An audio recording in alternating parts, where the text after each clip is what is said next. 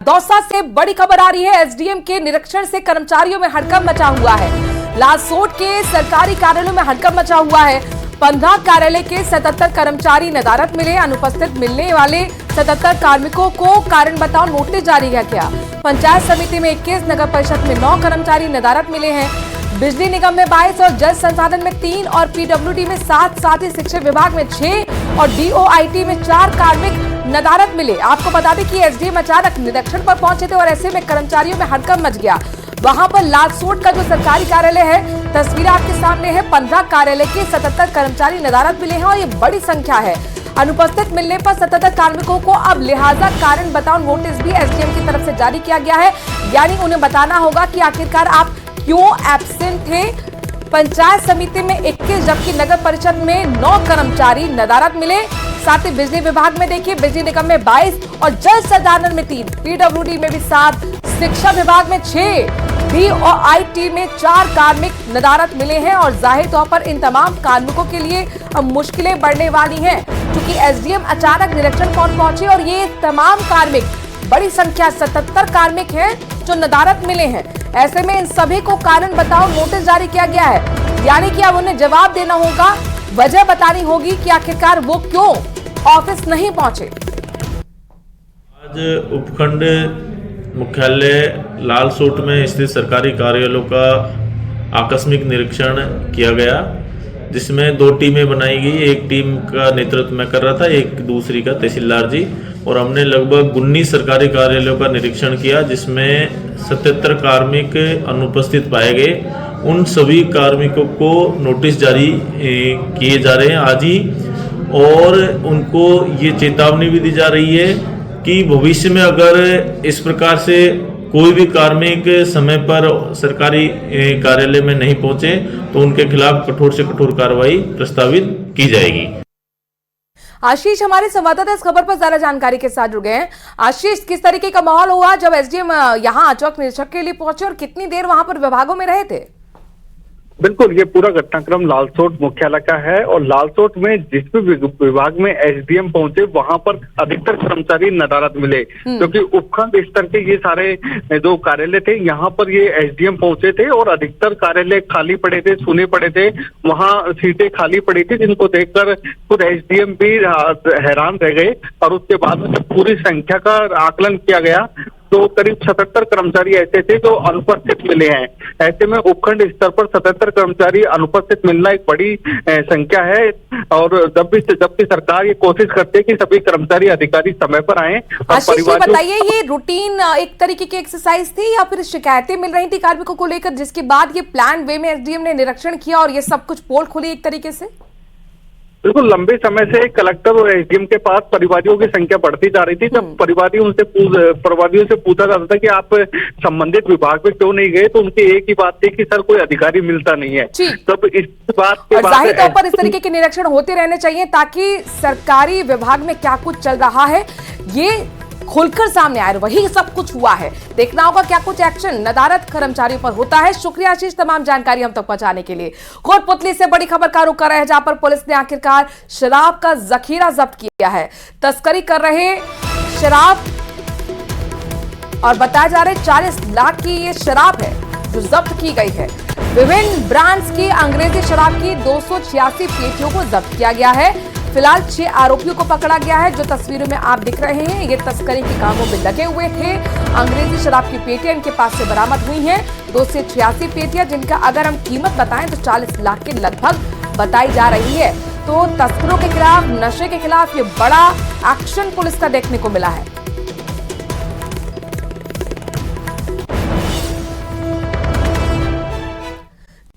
हनुमानगढ़ से बड़ी खबर है। एसीबी ने बड़ी कार्रवाई की है। रिश्वत लेते हुए प्रिंसिपल और बाबू को गिरफ्तार किया गया है। आपको बता दें कि 5000 की रिश्वत लेते हुए एसीबी ने दोनों को पकड़ा है। तो रिश्वतखोरों पर बड़ा हंटर चला है, बड़ा एक्शन हुआ है। एसीबी की बड़ी कार्रवाई हनुमानगढ़ से आपको बता रहे हैं, जहां पर रिश्वत लेते हुए रंगे हाथों प्रिंसिपल और बाबू को पकड़ लिया गया। 5000 की रिश्वत लेते हुए एसीबी ने इन दोनों को पकड़ा है। इसमें प्रिंसिपल का भी नाम सामने आ रहा है, बाबू भी शामिल है। दोनों को आखिरकार गिरफ्तार कर लिया गया है। 5000 की घूस ले रहे थे दोनों, प्रिंसिपल और बाबू। रिश्वतखोरी में पकड़े गए हैं। एसीबी का ये बड़ा एक्शन हनुमानगढ़ से सामने देखने को मिला है। तो बड़ी खबर आपको बता रहे हैं, एसीबी की बड़ी कार्रवाई हनुमानगढ़ से सामने आई है, जहां पर रिश्वत लेते हुए एक प्रिंसिपल और एक बाबू को 5,000 की रिश्वत लेते हुए रंगे हाथों एसीबी ने पकड़ लिया।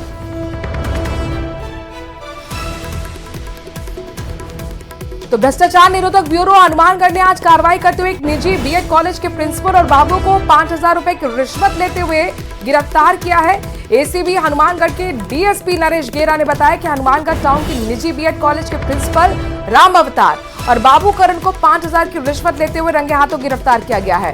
परिवादी ने शिकायत की थी, यूनिवर्सिटी में फॉर्म भरवाने के नाम पर ही 5,000 की रिश्वत मांगी जा रही थी, जिसके बाद एसीबी ने आखिरकार दोनों को 5,000 की रिश्वत लेते हुए गिरफ्तार किया है। तो यूनिवर्सिटी में फॉर्म भरवाने के नाम पर 5,000 की रिश्वत लेते हुए प्रिंसिपल को और बाबू को गिरफ्तार किया गया है। ये आप देख सकते हैं, दोनों के चेहरे लटके हुए हैं। अब जाहिर तौर पर बड़ा एक्शन इनके खिलाफ होगा। प्राइवेट कॉलेज में प्रिंसिपल और एक कंप्यूटर ऑपरेटर को 5,000 रुपए की रिश्वत राशि लेते हुए इन द्वारा गिरफ्तार किया गया और अभी कार्रवाई जारी है। क्या नाम है सर उनके? प्रिंसिपल है राम अवतार और करण है कंप्यूटर ऑपरेटर। किस नाम की? इन्होंने बीएड के जो फॉर्म है उसको यूनिवर्सिटी में जमा कराने और अन्य कार्य करने की मांग को लेकर के 5,000 रुपए की रिश्वत राशि।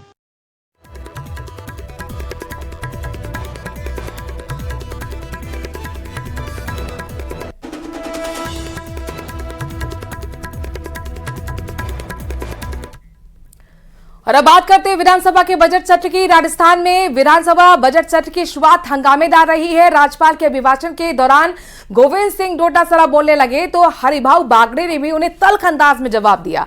अभिभाषण के दौरान राज्यपाल ने पिछली कांग्रेस सरकार को भी घेरा। उन्होंने कहा कि जल जीवन मिशन घोटाले से देश में राजस्थान की साख खराब हुई है। अभिभाषण के बाद कांग्रेस एमएलए मुकेश भाकर का निलंबन समाप्त कर दिया गया है। तो वह स्पीकर वासुदेव देवनानी ने कहा कि विधानसभा से अपशकुन दूर करने के लिए वास्तुविदों का सहारा लिया गया है। इस आधार पर कुछ बदलाव किए गए हैं। इसके बाद विधानसभा की कार्रवाई 3 फरवरी तक के लिए स्थगित कर दी गई। एक झोपड़ी में बात एक अच्छा आवाज बनाता पंतप्रधान आवाज उसके घर में। राज्य सरकार का प्रयास है कि गांव ठानी में बसे लोगों के स्वच्छ पेयजल सुलभ से जल जीवन मिशन के रूप में विगत सरकार को हर घर तक नल से जल पहुंचाने का बड़ा अवसर मिला है, लेकिन दुर्भाग्य से उन्होंने इसे प्रारंभ करने में कीमती समय जाया किया और जब कार्य प्रारंभ किया है तो इसमें हुए घोटालों से प्रदेश की पूरे देश में बदनामी हुई। अब हमारे राज्य सरकार का प्रयास है कि गांव ठानी। तो बजट सत्र की शुरुआत आप देख सकते हैं हंगामेदार रही। राज्यपाल के अभिभाषण के दौरान गोविंद सिंह डोटासरा बोलने लगे तो हरिभाऊ बागड़े ने भी तल्खअंदाज में उन्हें जवाब दिया है। दरअसल अभिभाषण के दौरान राज्यपाल ने पिछली कांग्रेस सरकार को घेरा था। जल जीवन मिशन घोटाले से देश में राजस्थान की साख खराब होने की बात कही थी। अभिभाषण के बाद कांग्रेस एमएलए मुकेश भाकर का निलंबन समाप्त कर दिया गया है। तो वहीं स्पीकर वासुदेव देवनानी ने कहा कि विधानसभा से अपशकुन दूर करने के लिए वास्तुविदों का सहारा लिया गया है। लेकिन ये बात सच है कि 1 साल के कार्यकाल में इस सरकार को बहुत सारी चीजों का जवाब देना पड़ेगा। प्रदेश में जो हालात हैं लॉ एंड ऑर्डर के, ग्रामीण क्षेत्र में विकास के, स्कूलों को खत्म बंद करने के, जिलों को समाप्त करने के, इन सब मुद्दों पर सरकार की जवाबदेही हम लोग तय करेंगे। और मैं चाहूंगा, स्पीकर महोदय भी चाहेंगे कि सदन चले, चर्चा हो, संवाद हो और जनता से जुड़े मुद्दों को हम लोग सदन के अंदर उठाएं। विशेष रूप से जो लोग पहली बार विधायक बने हैं उनको बोलने का मौका दिया जाना चाहिए। सरकार ने बहुत से आयोजन किए हैं, अपनी पीठ को थपथपाया है और हर बार जब भी उनसे सवाल पूछा गया तो उन्होंने या तो सवाल को टाल दिया या जवाब देने से मना किया है। लेकिन ये विधानसभा है, यहाँ पर कड़े सवालों का जवाब सरकार को देना पड़ेगा। ये सरकार ने किसानों के लिए क्या काम किया है। पेपर लीक के लिए बहुत बड़ी बड़ी बातें की गई, लेकिन 1 साल में रिजल्ट क्या आया वो नहीं बताया गया। और विशेष रूप से पेपर लीक की बहुत बड़ी बड़ी बातें कर रही थी सरकार। अभी 4 दिन पहले RUHS के अंदर पेपर लीक हुआ, उसको भी 4 दिन तक दबा के रखा कि कहीं जनता को पता नहीं चले। इससे पहले भी बीज निगम के अंदर पेपर लीक इस सरकार के अंदर हुआ और सिर्फ बड़ी बड़ी बातें ये लोग कर रहे हैं। लगातार स्कूलों का बंद करने का काम इन लोगों ने किया है, वो सारे आंकड़े छुपाने का काम किया गया है और सिर्फ सरकार की वाहवाही हो, इनके अलावा कोई नई बात इस अभिभाषण के अंदर नहीं है। पूरी सरकार में भ्रष्टाचार व्याप्त है, कोई ठोस अपराधियों पे कार्रवाई नहीं हो रही है, बजरी माफिया, खनन माफिया सारे के सारे हावी हैं और इनमें आपस में भी सामंजस्य नहीं है। जब इस तरह की बात हो तो उसको गुड गवर्नेंस कैसे कह सकते हैं? इसका मतलब गवर्नेंस नाम की कोई चीज है नहीं, पहली बात तो ये। दूसरी, इन्होंने कहा ERCP KPC 1 रुपया दिया नहीं और जो बांध बनने की बात कर रहे हैं वो कांग्रेस की सरकार के समय, हमारी सरकार के समय में जो 10,000 करोड़ रुपया दिया था उसकी बात कह रहे हैं। वो बांध बन करके नवेरा बांध शायद क्या है उसका नाम है, नवनेरा बांध बनकर के तैयार हो गया। तो इनके समय में न वो स्वीकृति है न इनके बजट का पैसा है, वो कांग्रेस सरकार का है। यमुना जल समझौता जिसकी ये बात कर रहे हैं, महामहिम के श्रीमुख से कहलवाया है, आज की तारीख तक DPR नहीं बनी है। 14 महीने हो गए इनको सरकार में बने हुए और हरियाणा इनको फाइल के हाथ ही नहीं लगाने दे रहा है और इनकी संयुक्त टास्क फोर्स बनाने का काम भी आज की तारीख में पूरा नहीं हुआ है। तो वहीं कांग्रेस के आरोपों पर संसदीय कार्य मंत्री जोगाराम पटेल ने पलटवार किया है। जोगाराम पटेल ने कहा कि कांग्रेस राज में माफियापन पे कांग्रेस ने ERCP को लटकाया। शिक्षा, कृषि क्षेत्र में सरकार ने काम किया। कांग्रेस का मुद्दा विकास नहीं है, धर्म परिवर्तन रोकने के लिए कानून लाएगी सरकार। किरोड़ी लाल सरकार के हिस्से हैं।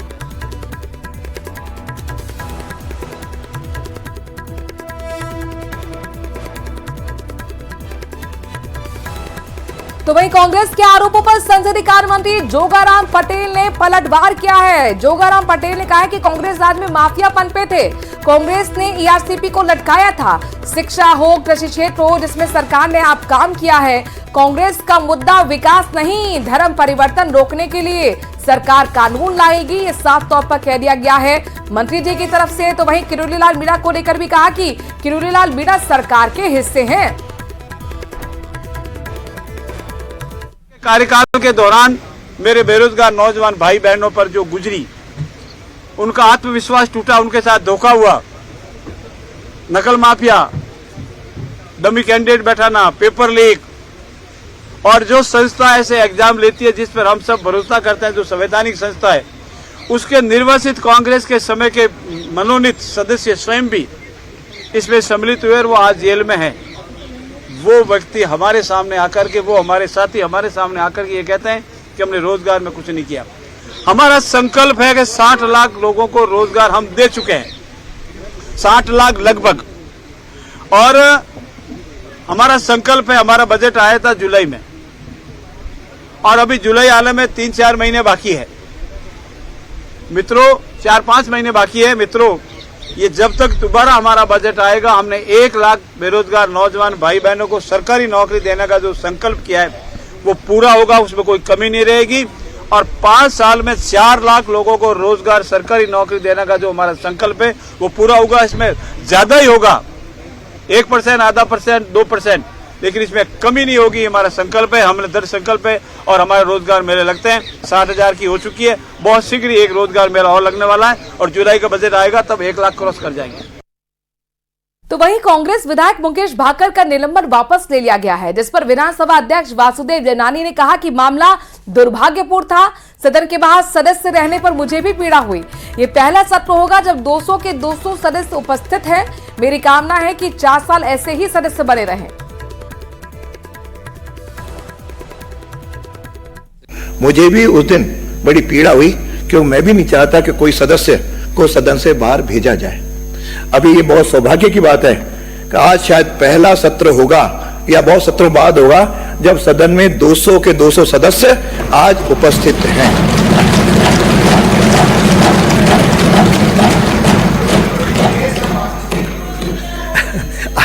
200 सदस्य सदन में, पहले तो हमेशा कहीं ना कहीं अपन सब अनुभवी, मैं कहना नहीं चाहता, कोई ना कोई सदस्य की संख्या कभी 1-2 कम होती रही है, वह भविष्य में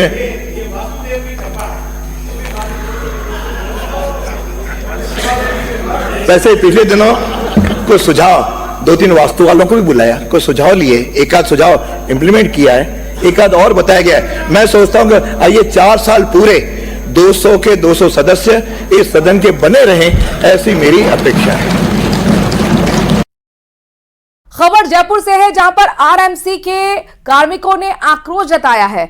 वर्कलोड के चलते कार्मिकों का आक्रोश भड़क उठा। आईएएस नेहा गिरी पर कर्मचारियों ने आरोप गंभीर लगाए हैं। आरएमएससी कर्मचारियों ने शोषण करने के आरोप लगाए हैं। धमकाने, डराने और देर रात तक काम करवाने के आरोप लगाए गए। अब यहां पर कार्मिकों का साफ तौर पर कार्य बहिष्कार को लेकर बयान सामने आया है। कहना है कि प्रेशर के चलते एक कार्मिक की तबीयत तक खराब हो गई। 3 दिन से कार्मिक आदेश परिवर्तन का निवेदन कर रहा था। नहीं चलेगी, नहीं चलेगी।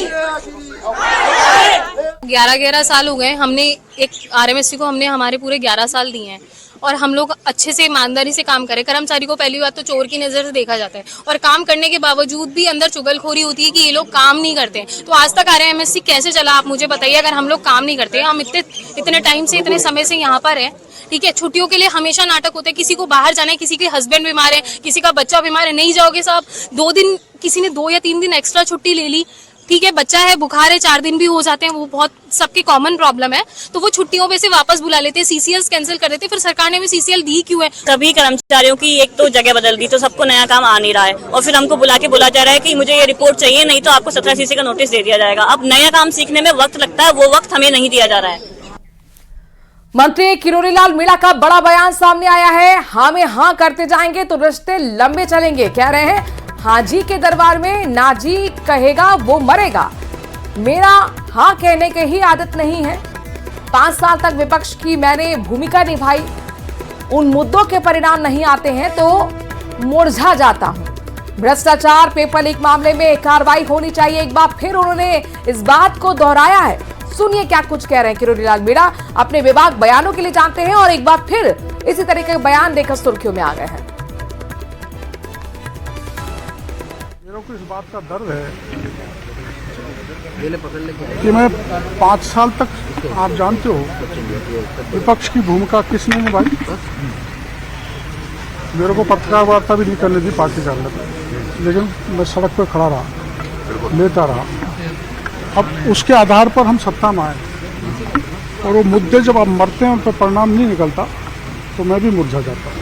मेरे को दुख होता है, इतनी सी बात है। प्रदेश कांग्रेस अध्यक्ष डोटासरा ने कहा, मैं उनको वो कुछ भी कहे, उनकी बातों में नहीं जाता, लेकिन भ्रष्टाचार के मामले उठे